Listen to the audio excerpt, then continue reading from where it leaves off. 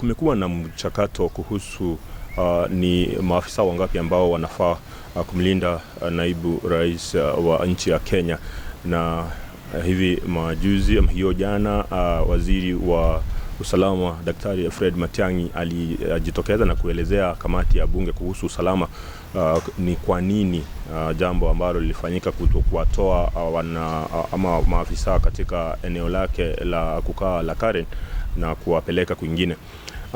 Leo tuko na mazungumzo ya moja kwa moja na coordinator wa chama cha UDA katika kaunti ya Kisii, na tunazungumzia kuhusu hilo ambalo limeendelea na kwamba ni kwa nini maelezo yalitakiwa na ni vipi wale ama wabunge waliyachukulia yale maelezo ambao waliyafanya. Labda tuanze kwa majina yako. Majina yangu ni Samuel Kenani Omwando. Mimi ndio coordinator ya UDA Kisii County, na ni vizuri umenitembelea kunihoji kuhusu mchakato mzima wa security ya Deputy President. Mimi ningetaka kusema hamna haja iwe mjadala kwa raia, sababu viwango na ulinzi wa ofisi ya rais na makamu ungalipo kwa muda mrefu, na hawa wanachungwa na kuja kuwa mjadala. Huyu Matiangi na Ministry of Internal Security, yeye ndiye ameanzisha mjadala huu unnecessarily.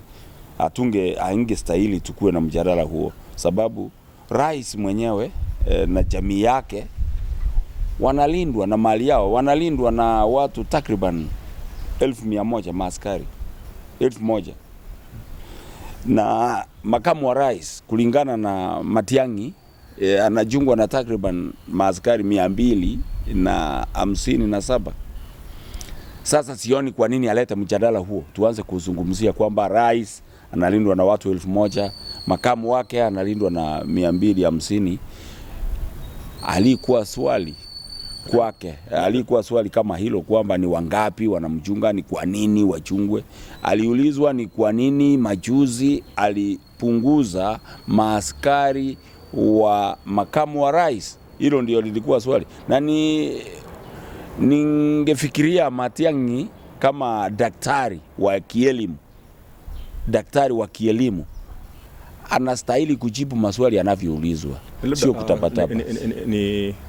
Nikikurudisha nyuma, aliulizwa swali na ni kwa nini maafisa wa GSU walitolewa katika makao ya naibu wa rais. Na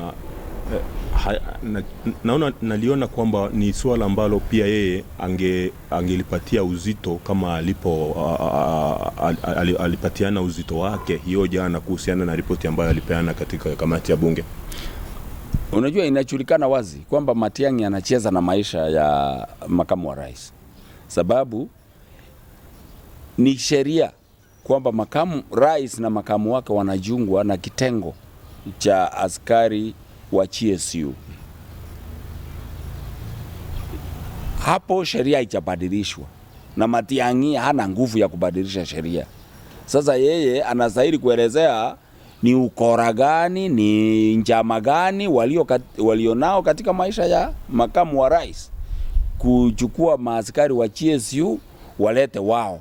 Ati hawa sasa ndiye ametrain vizuri. Ati sasa kilichoenda kwa maandishi kwamba Matiangi alikubali wametoa GSU na wameleta kitengo ya AP ambaye ametrain vizuri, ati ndio wanaenda kumchunga. Sasa yeye ndiye alisema hivyo.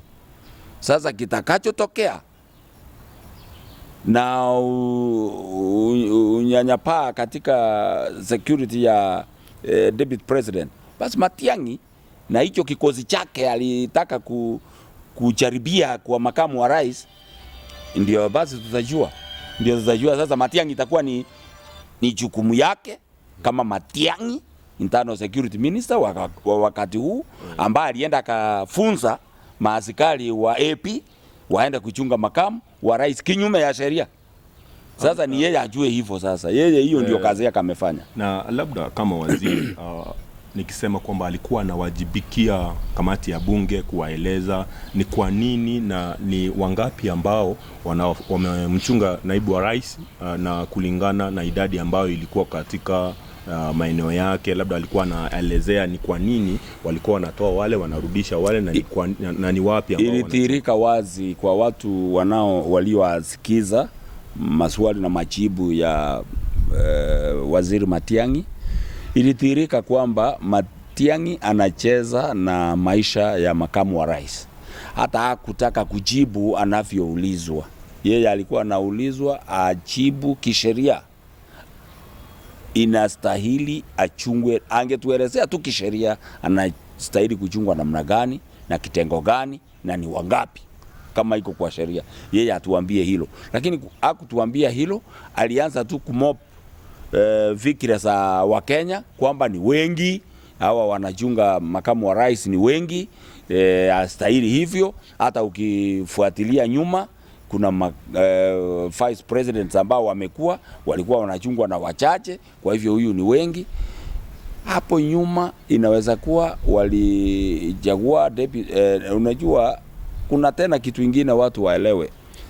Vice president na deputy president wa wakati huu hakupewa appointment na mtu yeyote. He was given a certificate by IEBC kwamba yeye ndiye makamu wa rais, wamefanya campaign wakiwa na rais. Akapewa appointment, akapewa na IEBC barua ya uchaguzi. Yeye hakupewa appointment.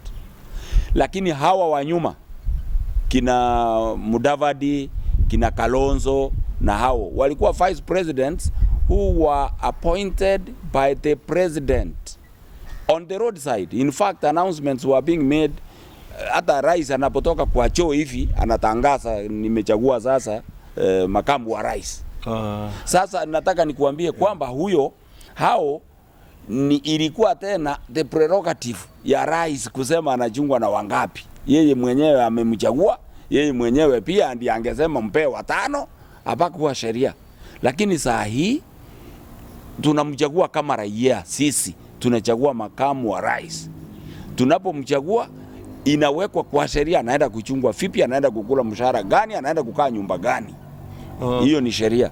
Sasa wewe ukitaka kuingilia hiyo, ukate useme asikae nyumba hii, akae na maaskari fulani, wewe ndio utatuelezea. Sasa kama Matiangi sasa ndio amesema mwenyewe, ndio amekata maaskari kwamba walikuwa wengi, na ameleta kitengo kingine yeye sijui hapa Nyamira ndiye alifunza hawa, akawafunza akamchukulia. Sasa sijui labda niseme kwa maelezo, labda pia yeye alitoa ushauri kwa kamati ya bunge ambayo ilikuwa inatathmini uwezekano wa mazungumzo ambayo alikuwa anatoa yeye. Alisema kwamba hamna sheria, ama kama kutakuwa na sheria, bunge ndilo linafaa kutengeneza sheria ambayo itaenda kuhakikishia Wakenya na kuwajulisha Wakenya ni maafisa wangapi wanafaa kumchunga nani na ni wa kitengo gani, ama ni waziri ama ni mbunge. Na wakipitisha sheria ndio itakuwa rahisi kutathmini ni wangapi ambao wanachunga sheria. Labda unakubaliana na mashauri ambayo yalikuwa yanatolewa na Matiangi katika kamati? Mashauri ya Matiangi sikubaliani. Matiangi kwamba yeye anastahili kutekeleza kisheria majukumu yake. Yeye astahili kutengeneza maamuzi. Yeye si mtu wa kutengeneza maamuzi. Yeye huwa anatekeleza kisheria majukumu yake. Bunge ndio inastahili kuweka sheria jinsi ya kuchunga. Na bunge walipomuuliza, wao nafikiri walitaka kuona ile sheria waliandika kama Matiangi aliifuata. Hiyo tu. Kama Matiangi alifanya maneno yake, kama amekuja kutrain AP hapa kwake wa kuchunga makamu wa rais hapa scheme, hatujui. Kama amefunza hao huko amechukulia makamu wa rais, basi yeye ndiye alisema jana kwamba ni kitengo maalum yeye amefunza. Labda unaona tofauti ambayo inaonekana kati ya rais na makamu wake, na labda wafuasi wa wote wawili ndio inaleta shida hii ama mvutano huu? Kwanza wametupea nafasi ya kuangalia mali ya rais. Rais na jamii yake ni watu matajiri sana, na sasa imenionyesha kwamba tunapochagua watu matajiri tunawachunga na mali yao, na tunapowachunga na mali yao huwa inatugharimu zaidi. Kama sasa Kenyatta, Uhuru Kenyatta president anachungwa na maaskari 1,000, takriban 1,000, na makamu wa rais anachungwa na takriban maaskari 257. Ni kwamba hao walikuwa na mali ya kustahili kuchungwa, sababu wao ni marais wetu. Na tutakapochagua mwenye ako na plot ya 50/100 itatugharimu pesa chache kuchunga huyo. Sasa kama tuangalie sasa, kama hiyo ndio qualification, hatutaki watu wachungwe sana, basi tuchague mtu aliye na plot ya 50/100 achungwe na mtu mmoja, ndio tusigharimu zaidi. Lakini tukichagua aliye tajiri, tutamchunga na mali yake na itatugharimu pesa mingi, na Matiangi azishtuke kama yeye ana mali hatachungwa sana. Kama yeye ana mali pia tutamchunga sana na mali yake, na hiyo ni sheria. Sasa kama mali yake ichungwe na yeye atachungwa na watu 3,000, tutamchunga na tukimpenda tumchague, basi tutamchunga na maaskari 3,000. Lakini kama ni mtu wa 50/100 plot, tutamchunga na askari 2-3. Sawa sawa. Basi amekuwa mazungumzo ya moja kwa moja. Jina langu ni Gilbert. Thank you very much.